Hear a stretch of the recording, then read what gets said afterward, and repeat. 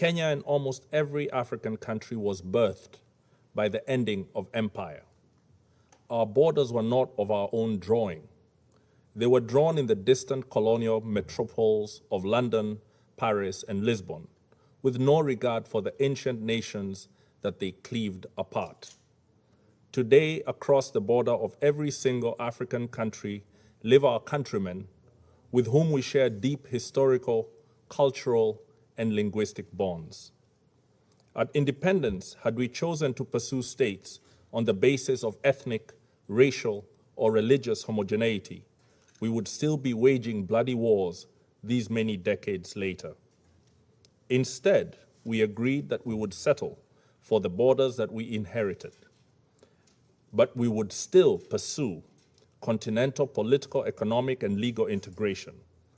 Rather than form nations that looked ever backwards into history with a dangerous nostalgia, we chose to look forward to a greatness none of our many nations and peoples had ever known. We chose to follow the rules of the Organization of African Unity and the United Nations Charter, not because our borders satisfied us, but because we wanted something greater, forged in peace. We believe that all states formed from empires that have collapsed or retreated have many peoples in them yearning for integration with peoples in neighboring states. This is normal and understandable. After all, who does not want to be joined to their brethren and to make common purpose with them? However, Kenya rejects such a yearning from being pursued by force.